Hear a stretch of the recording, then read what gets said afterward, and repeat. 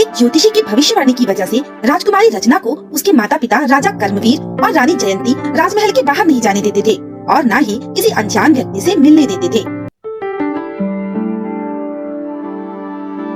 वो सिर्फ अपने बड़े भाई और अपनी बड़ी बहन के साथ ही खेलती थी, जिस वजह से वो दुनियादारी की बातों से अनजान थी।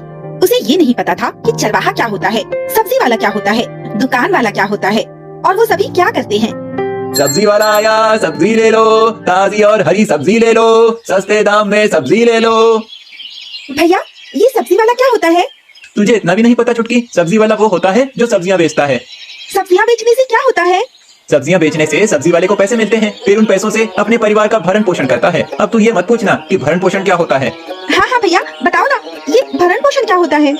इसकी तो सवाल ही खत्म नहीं होते, इसे तो कुछ भी नहीं पता। रचना अभी तू छोटी बच्ची है, धीरे धीरे सीखेगी। तुम दोनों भी तो कभी इसी उम्र के थे और इसी जैसे ही सवाल पूछते थे।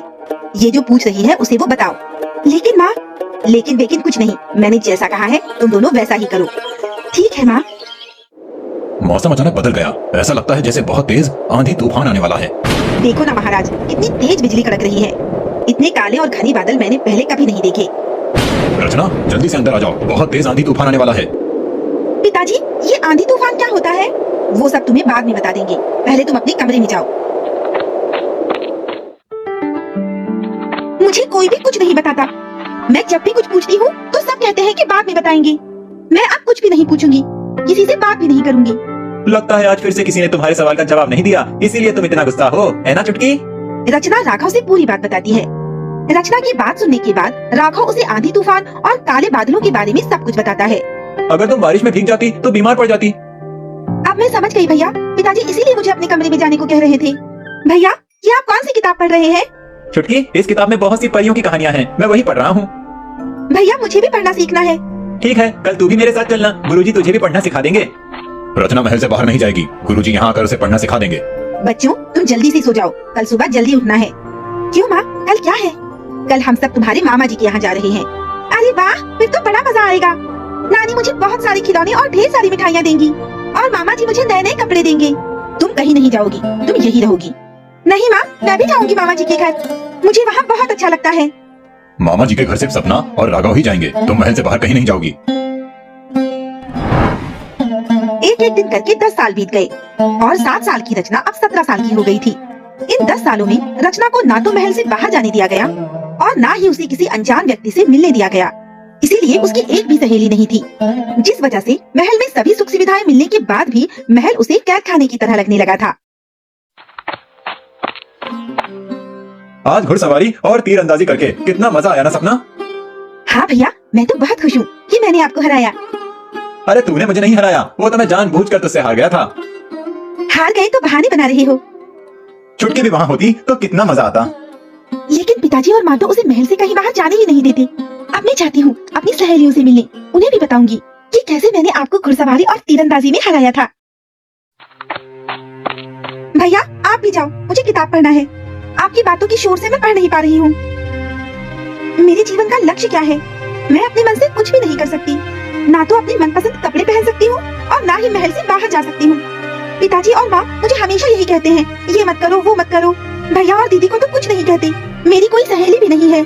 मुझे ऐसा लगता है जैसे मुझे कोई प्यार ही नहीं करता। इसीलिए अब मैं ये महल छोड़कर कहीं दूर चली जाऊंगी, मुझे यहाँ नहीं रहना है। रचना ने ठान लिया था कि अब वो महल में नहीं रहेगी, इसीलिए रात के समय वो महल से भाग जाती है।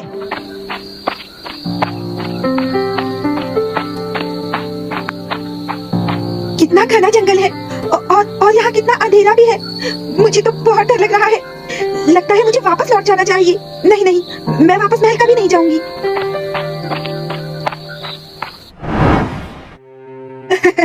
मुझे जिस बात का डर था आखिर वही हुआ। उस ज्योतिष की भविष्यवाणी सही हो गई और हमारी बेटी हमसे दूर हो गई। तुम फिक्र मत करो महारानी, हम अपनी बेटी को ढूंढकर वापस ले आएंगे। आप किस ज्योतिषी की भविष्यवाणी की बात कर रही हैं महारानी? जब रचना का जन्म हुआ था तब उसे आशीर्वाद देने के लिए दूर दूर से लोग आए थे। उनमें एक ज्योतिष भी थे। उन्होंने उसका हाथ देखकर बताया था कि वो बहुत जल्दी हमसे दूर हो जाएगी। उसी भविष्यवाणी की वजह से हम रचना को महल से बाहर नहीं जाने देते थे, लेकिन फिर भी वो हमसे दूर हो गई। न जाने कहां और किस हाल में होगी हमारी बेटी। आप चिंता न करिए महारानी, हमारे होते हुए हमारी बेटी को कुछ नहीं होगा। सेनापति, सैनिकों को लेकर जाओ और हमारी बेटी को ढूंढ कर लाओ। राजकुमारी को ढूंढने का एक और तरीका है महाराज। नगर में ढिंडोरा पिटवा दीजिए कि जो भी राजकुमारी को ढूंढ कर लाएगा उसे बहुत बड़ा इनाम मिलेगा। सेनापति, मंत्री जी जो कह रहे हैं ठीक वैसा ही करो। चलते चलते रात से सुबह हो गई। मैं बहुत थक गई हूँ, भूख भी लगी है। मैं क्या खाऊं? महल में तो खाने के लिए बढ़िया बढ़िया पकवान होते थे। जंगल में तो शेर भी है, जल्दी यहाँ से भागना पड़ेगा, नहीं तो वो मुझे खा जाएगा। फिर तू अपनी माँ से बिछड़ गया, देख यहीं कहीं चल रही होगी। दादाजी, मुझे बहुत भूख लगी है। ये ले बेटा, ताजे ताजे दूध की बनी ताजी ताजी मिठाई खा ले। अरे वाह दादाजी, ये मिठाई तो बहुत स्वादिष्ट है, और दो ना। ये ले बेटा, तेरे लिए ही तो लाया हूँ, पूरी खा ले। ये मिठाई मुझे चाहिए, जल्दी से दो, मुझे भूख लगी है। बेटी, तू कौन है और यहाँ क्या कर रही है? ये मिठाई मेरे पोते की है, मैं तुझे क्यों दे दूँ? मैं राजकुमारी रचना हूँ और ये मेरा हुक्म है, इसीलिए तुम ये मिठाई मुझे दे दो। तेरे कपड़ों को देखकर लगता तो नहीं कि तू राजकुमारी है। भला एक राजकुमारी इस तरह से फटे पुराने कपड़े पहनती है क्या? मुझे बहुत भूख लगी है, कल रात से मैंने कुछ भी नहीं खाया। मुझे भी थोड़ी मिठाई दे दो ना दादाजी। ये ले, तू भी खा ले थोड़ी सी। ऐसा लगता है जैसे भटक कर यहाँ आ गई है और बहुत भूखी भी है। बेटी, तूने बताया नहीं कि तू कौन है और कहाँ से आई है? मैंने बताया तो था कि मैं एक राजकुमारी हूँ। राहुल बेटा, ऐसा लगता है जैसे शेर यहाँ आसपास ही है। जल्दी से गायों को लेकर यहाँ से चलना चाहिए। ठीक है दादाजी, मैं अभी सभी गायों को जंगल से बाहर निकालता हूँ।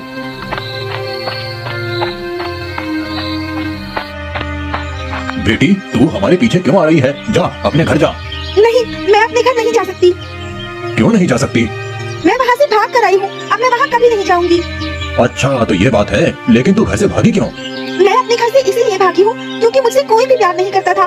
मुझे महल के बाहर निकलने भी नहीं देते थे। मुझे वहाँ अच्छा नहीं लगता था। अगर ये सच में घर से भागी है तो इसके घर वाले इसके लिए बहुत परेशान हो रहे होंगे।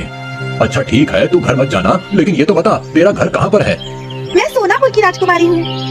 इसकी बातों से तो नहीं लगता कि ये एक राजकुमारी है। भला एक राजकुमारी ऐसे बेढंगे तरीके से बात कर सकती है? इसमें तो कोई शालीनता ही नहीं, लगता है ये पागल है। राजकुमारी तुम्हें हुक्म देती है, जल्दी से स्वादिष्ट खाने और ठंडे पानी का इंतजाम करो, नहीं तो तुम्हें कठोर दंड मिलेगा। ठीक है बेटी, तू मेरे घर चल, वहाँ बहुत स्वादिष्ट भोजन है और ठंडा पानी भी है। सुनो सुनो सुनो, राजकुमारी रचना कहीं चली गई हैं। जो भी उन्हें ढूंढ कर लाएगा राजा जी उसे बहुत बड़ा इनाम देंगे। सुनो सुनो सुनो।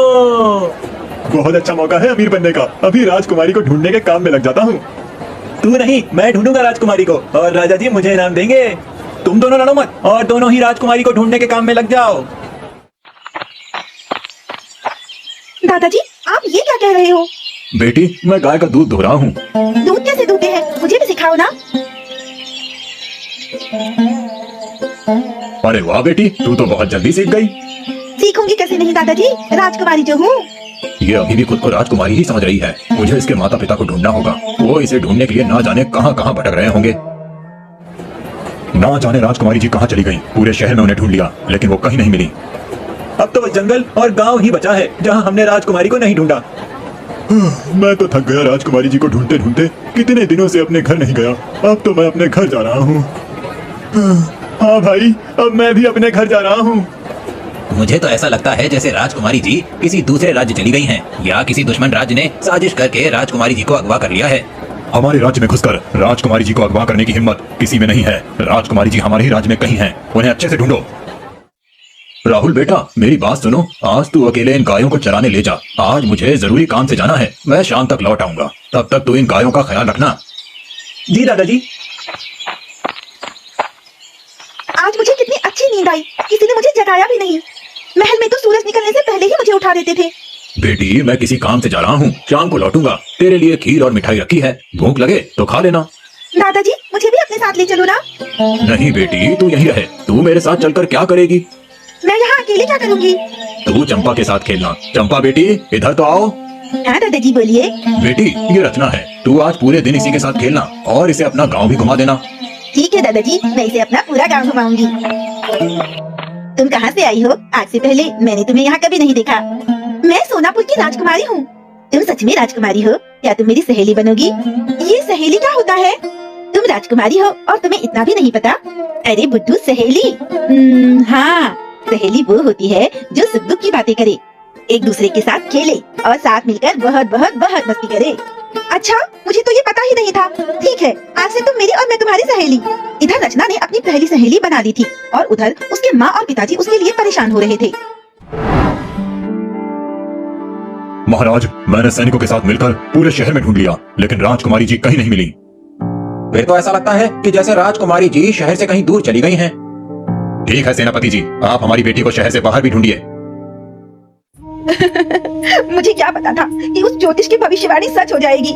नहीं तो मैं हमेशा उसे अपने पास ही रखती। न जाने कहाँ और किस हाल में होगी मेरी बेटी। उसने कुछ खाया भी होगा या नहीं।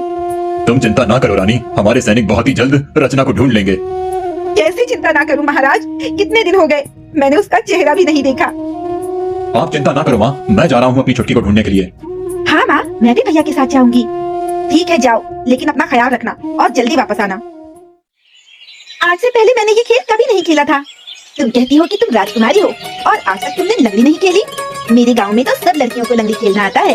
हाँ, मैं बहुत थक गई हूँ। तुम इतनी जल्दी थक गई? अभी तो पूरा गांव घूमना बाकी है और फिर बाद में झरने में नहाना भी तो है। क्या हम गांव घूमने जाएंगे और झरने में नहाएंगे? चलो चलो चलो, जल्दी चलो, बड़ा मजा आएगा। चंपा रचना को पूरा गांव घुमाती है,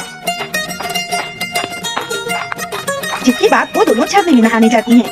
आज से पहले मैंने ये झरना कभी नहीं देखा था और ना ही मैं कभी इस झरने के नीचे बैठकर नहाई हूँ। तुम इतनी बड़ी हो गई और तुमने आज तक झरना नहीं देखा? तुम तो कहती हो कि तुम राजकुमारी हो। भला एक राजकुमारी कर ऐसा कैसे हो सकता है? मुझे तो लगता है कि तुम झूठ बोल रही हो। तुम कोई राजकुमारी नहीं हो। चंपा की बात रचना को अच्छी नहीं लगती, इसीलिए वो उसे शुरू से सब कुछ बता देती है। लेकिन तुम्हारे माता पिता तुम्हारे साथ ऐसा क्यों करते थे? मुझे क्या पता, उन्होंने कभी मुझे बताया ही नहीं। अब उनसे मिलना तो पूछ लेना। नहीं नहीं, अब मैं उनके पास कभी नहीं जाऊंगी। अगर मैं वहाँ गई तो वो लोग मुझे फिर से महल में कैद कर देंगे। मुझे वहाँ बिल्कुल भी अच्छा नहीं लगता। मुझे यहाँ बहुत अच्छा लगता है। अब मैं हमेशा तुम्हारे साथ रहूंगी। ठीक है, अभी घर वापस चलते हैं। कल भी तुम मुझे घुमाने ले चलोगी ना? हाँ, कल हम दोनों घूमने जाएंगे। अब मैं घर जाती हूँ। कल भी तुम मुझे घुमाने ले चलोगी ना? हाँ, कल हम दोनों घूमने जाएंगे। अब मैं घर जाती हूँ। तुझे पता है, छोटी राजकुमारी को ढूंढने राजकुमार और बड़ी राजकुमारी भी गए हैं। हाँ, मुझे भी पता है। क्या हुआ? तुम किस राजकुमारी के बारे में बात कर रहे हो? लगता है तुम यहाँ के नहीं हो, इसीलिए राजकुमारी के बारे में नहीं पता। राजा जी की सबसे छोटी बेटी है ना, राजकुमारी रचना, वो बहुत दिनों से लापता हैं। उन्हीं को सब लोग ढूंढ रहे हैं। कहीं ये लोग उसी के बारे में तो बात नहीं कर रहे जिसे मैं पागल कह रहा हूँ? तब तो फिर मुझे राजा जी को उसके बारे में बताना चाहिए। भाई, मुझे राजा जी से मिलना है। क्या तुम बता सकते हो कि उनका महल कहाँ है?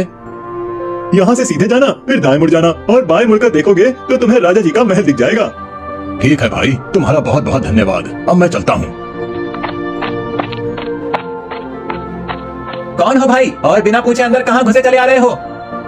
भाई, मेरा नाम बब्बू है। मैं एक चरवाहा हूँ। मैं पर्वतपुर गांव से आया हूँ और मुझे राजा जी से मिलना है। मुझे उनको बहुत जरूरी बात बतानी है। जो भी कहना है हमसे कहो, हम राजा जी को बता देंगे। बब्बू चरवाहा उन दोनों से राजकुमारी रचना के बारे में सब कुछ बता देता है। लगता है ये भी इनाम के लालच में यहाँ आया है और झूठ बोल रहा है। नहीं भाई, मैं झूठ नहीं बोल रहा, मैं सच कह रहा हूँ। भला एक चरवाहा के घर में हमारी राजकुमारी कैसे रह सकती है? मुझे तो सोच कर ही हंसी आती है। चल भाग यहाँ से। अगर राजा जी को पता चल गया तो वो तुझे काल कोठरी में बंद कर देंगे। दोनों सैनिक बाबू चरवाहे को वहाँ से भगा देते हैं। कब से रचना को ढूंढ रहे हैं, अब तक कहीं नहीं मिली। अब हमें वापस लौट जाना चाहिए।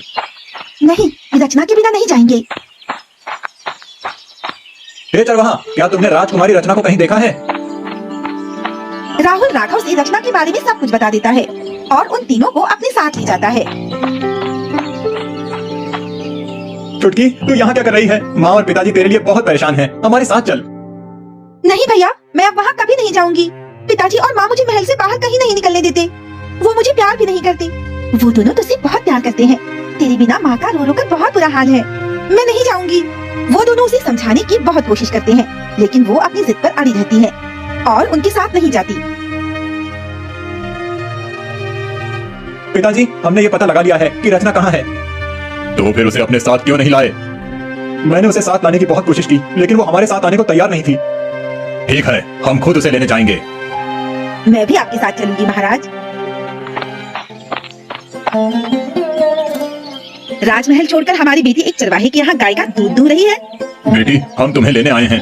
मैं अब राजमहल कभी नहीं जाऊंगी। तेरे माता पिता तुझे बहुत प्यार करते हैं, इसीलिए वो तुझे लेने आए हैं। नहीं, मुझे कोई प्यार नहीं करता। हम दोनों तुझसे बहुत प्यार करते हैं बेटी। तो फिर मुझे महल से बाहर क्यों नहीं जाने देते थे? ना ही मुझे भैया और दीदी की तरह घुड़सवारी सिखाई, ना ही मुझे पढ़ने दिया। रचना की बातें सुनने के बाद जयंती उसे ज्योतिषी की भविष्यवाणी के बारे में सब कुछ बता देती है। मैं तुझे खोना नहीं चाहती थी बेटी, इसीलिए तुझे कभी महल से बाहर नहीं जाने दिया। महाराज, मैं बहुत दिनों पहले राजकुमारी के बारे में आपको बताने आया था, लेकिन सैनिकों ने मुझे आपसे मिलने नहीं दिया। अपनी माँ से सच जानकर रचना महल में वापस चली गई। उस दिन के बाद उस ज्योतिषी की भविष्यवाणी को नजरअंदाज करके रानी जयंती और राजा कर्मवीर ने रचना पर लगी सारी पाबंदियां हटा ली, जिसके बाद रचना ने भी अपने भाई और बहन की तरह घुड़सवारी और तीरंदाजी सीखी। वो अपनी सहेली चंपा से भी मिलने जाने लगी।